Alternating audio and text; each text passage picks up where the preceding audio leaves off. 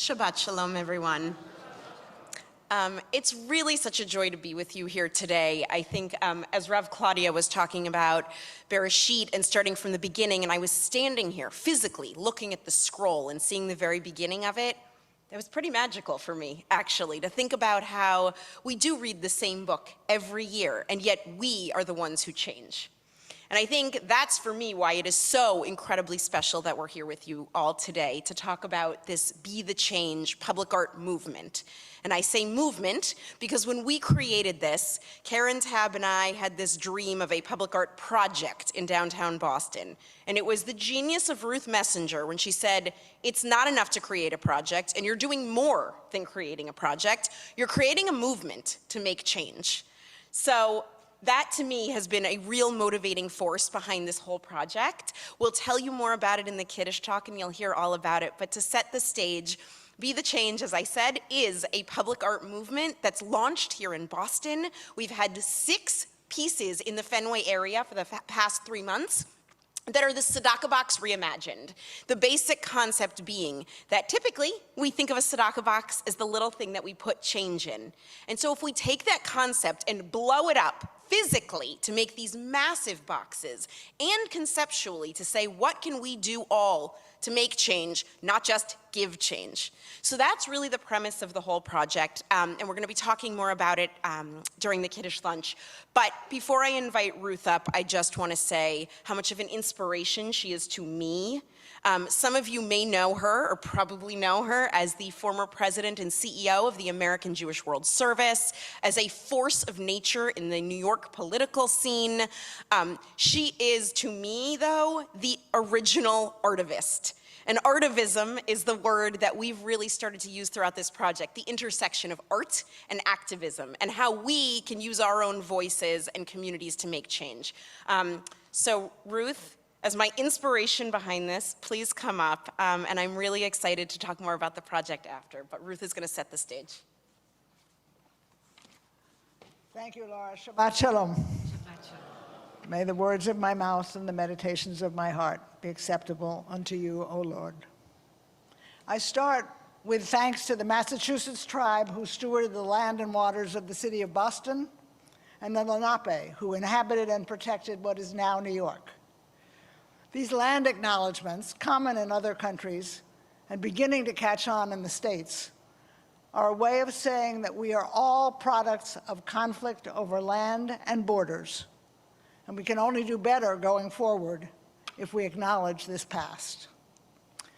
It's an honor for me to be here for such a monumental Shabbat, to salute, first of all, the greatness of TBZ, whose Friday night music is occasionally the backdrop for our candle lighting in New York.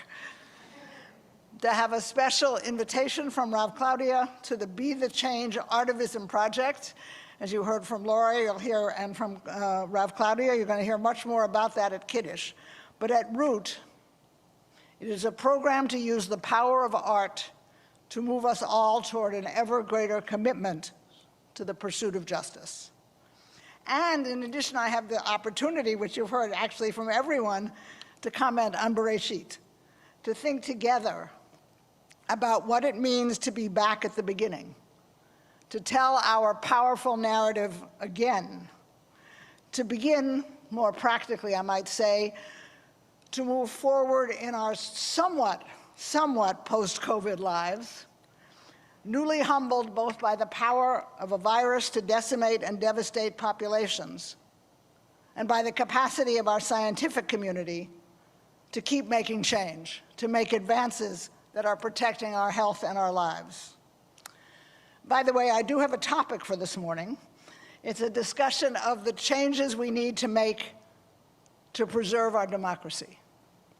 But before I go there, I want to thank the many of you here, and some who could not be here today, particularly Jordan and Edith, who know of the work of AJWS, the International Human Rights and Development Organization that, Mark, I don't know if you know this, that had its origins in Boston 38 years ago. It's an organization I was privileged to run for 18 years and where I still do work, an organization now run by the amazing Robert Bank, with Boston Rabbi Suzanne Offit on our board. In this spirit of new beginnings, I want to mention two of the hundreds of American Jewish World Service projects that are about being and living the change. In India, our grantee Mahila Jat Adhikar Samiti is committed to an independent future for young women. And in the last year, they have protected the right of one group of girls to learn and play competitive soccer. And they have run a grassroots journalism class training, teaching the young women to investigate injustice and report on activism in their own communities. And in Kenya, our grantee TIKA, which stands for Trust for Indigenous Culture and Health, this is an odd comment to be making in America right now, TIKA just won a groundbreaking court ruling that the government of Kenya must allow medical schools to train abortion providers and must allow clinics to offer these services. For the women in these communities around the world, this signifies new beginnings, being the change that they want to see here in the world. And we need a new commitment here, friends, in the United States, not only, of course, to empower young women and to protect the right of all women to control our own bodies, but to ensure the future of our democracy. What do I mean? This is quite possibly the most consequential election of our lifetimes. That is because it is not simply a set of competitions between candidates for federal, state, or local offices around the country. It is because we see a vast number of those contests as too close to call, because we see people running for office who could be dangerous to our futures as women, as Jews, as people of color, as Americans. And those people, some of those people, are leading in the polls. And it is because, most importantly, I think, in many of those contests, the most fundamental underpinning of our democracy, the right to vote and to be sure that our votes are properly counted, is under assault. Our challenge is that big. Permit me a little detail. If you take a hard look at what is happening in many places around the country, you see threats to voting access are becoming more and more pressing, especially for historically marginalized groups. Whether in poorer neighborhoods, in communities of color, or actually also on university campuses, laws and regulations are being changed, early voting options are being curtailed, polling places are being moved or closed, practices are being pursued, and rights are being denied by the party in power specifically to suppress voting. There are huge, often state-sponsored efforts to deny people their voting rights. People are running on platforms that promise to curtail easy access to voting, to, as it were, to keep certain voters in their place. Some states are instituting what might be called a poll tax, requiring people who show up to register, particularly people who were formerly incarcerated, to pay long-forgotten fines and fees before they are allowed to register. Below the congressional horizon, positions for secretaries of state or state judges or county election clerks that were often not even contested are now being fought over. And the key issues in every one of these fights is precisely about who will retain the right to vote. Some states are arguing that they should be free of any federal government oversight of their election structures and procedures. And those cases are going to go to this Supreme Court. The idea that our past election was fraudulent and that elections in general are rife with fraud is a notion cherished and enhanced by a great many current political leaders and candidates, promising to root out fraud that doesn't exist. And it is not just talk. In the primary elections in Texas this year, there are new voter ID requirements, new voter requirements that apply to people who are voting by mail. And we already know that an unprecedented, depending on the county, between 6 and 22% of the mail-in ballots are being rejected. And also in Texas, this is really just my favorite story, if you live on an academic campus in Texas, because you're in college there, your campus dorm ID card is not sufficient to register to vote, but a gun carry permit is. Election deniers, supporters of January 6th, insurrectionists are running, promising that they will have a plan in place to subvert the results of the 2024 election if their candidate doesn't win. That is, there is an acknowledged public plan being discussed to counter the wishes of the electorate. That is a lot to swallow. Okay, I can give you a small ray of light. Nationally, right now, it appears that turnout might increase. More than 1.7 million votes have already been cast, which is higher than normal, and 11.5 million mail ballots have been requested. What we don't know yet is who those voters are, which side of which dispute is doing more to encourage more people to vote. And we don't know, therefore, whether turnout will actually increase or what causes will benefit. We don't know overall what will motivate those who do vote this year to vote. There is an assumption, I like the assumption, that the right of a woman to protect her own body is going to drive women to the polls and young people to the polls in record numbers, with affirmative results like those we saw last year in the referendum in Kansas. But on the other hand, this is a tragedy, we know from a recent poll, both halves of this are tragic, we know from a recent poll that 70% of the citizenry sees democracy under threat, but only 7% say the fight to protect democracy is what will determine their vote. Only 7%. The majority are saying that they will vote their pocketbooks, that their concern is with inflation, the cost of gasoline, the daily problems that they face. What we do know, friends, is that any of the things we care about, each of our own passions for change, from racism to the environment, from global warming to affordable housing, from child hunger to LGBTQI rights, is ultimately dependent on having a fair and inclusive system of voting and voting rights, and ultimately dependent on a civics program that teaches people that voting is not just a right, but a responsibility. One more word about turnout before I go on. In the last presidential election, the United States was ecstatic to report that turnout was 55%.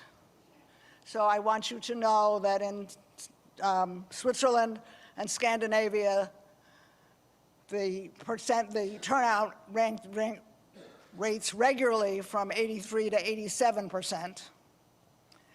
And by the way, worth debating it on another occasion, in Argentina and in Australia, voting is compulsory, and you are fined if you don't vote. Okay, so where does all of this leave us? There is an apocryphal story, which I gather actually some people are trying to prove is true, about Ben Franklin. The story is that as he was entering the hall where the Constitution was being drafted, a woman from Philadelphia named Mrs. Powell stopped him and said, "Well, doctor, what do we have? A republic or a monarchy?" And Dr. Franklin is reported to have replied, "A republic if you can keep it." And that is, I believe, where we are.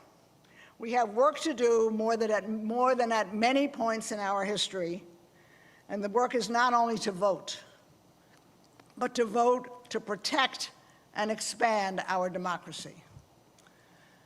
Democracy is not a spectator sport.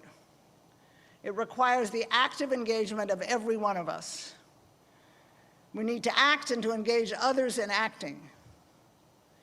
We need to hold in our heart and our head and our hands the challenge that Rev. Claudia gave to all of you on Kol Nidre, to practice emunah, to both acknowledge the brokenness, but also to hold on to the vision of a rebuilt democracy, to energize each other to be that change, to encourage people to keep what our founding fathers and mothers were trying to build, to keep it in its best form, to promote it, and to do this for all time.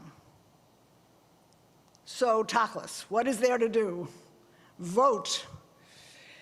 I know you all know you're going to vote, but I'm saying vote and engage others in your family and community to vote. And Mark, target 18 to 25-year-olds, too many of whom statistically are not engaged in this simple act. Every private school, every faith-based school, and ideally every public school should give out a voter registration form with a diploma. Everyone in the entire United States. Okay, I charge you all to call someone between 18 and 25 in the next 17 days and ask if they're voting. And you will sadly discover that some of them are not voting and are not registered to vote, and will tell you that it doesn't make a difference. We'll talk a bit about that later. But vote. Support candidates across the country. 17 days left. And actually, for those of you who are serious about this, right now, the most important thing you can do is to support groups around the country that are committed to increasing voter turnout and participation. Do some actual door-to-door campaigning. And then we have the much broader question. Look in your own state and communities at where voting reform is needed and organize to fight for change. Does Massachusetts have automatic voter registration?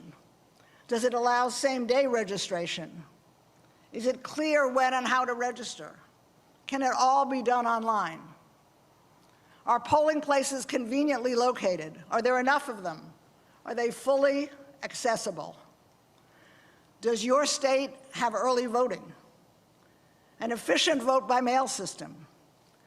Should we be moving toward a national vote-by-mail structure? Should our cities and states allow green card holders who are not citizens to vote in local elections? Keep in mind, I want you to visualize for a minute the map of the United States. As far as I know, Oregon is still in this country, right? In Oregon, everyone votes by mail or online. And it works. And, you know, we might occasionally look at what works and try to imitate it. More seriously, if we want to change what our future looks like, everyone needs to participate. Everyone needs to be the change.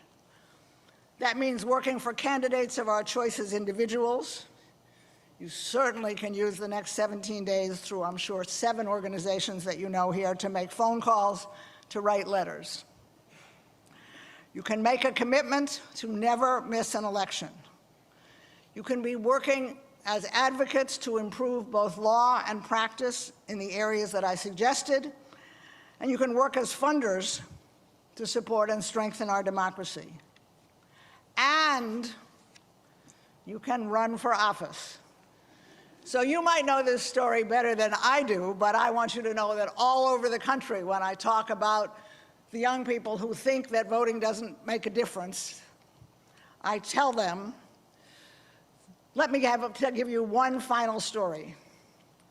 In my 1997 mayoral race in New York, my Boston-based daughter, Miriam, God bless her, came to New York regularly in order to work in the campaign. And on one of those occasions, she brought with her a young Latina activist who was interested in politics, a dynamo.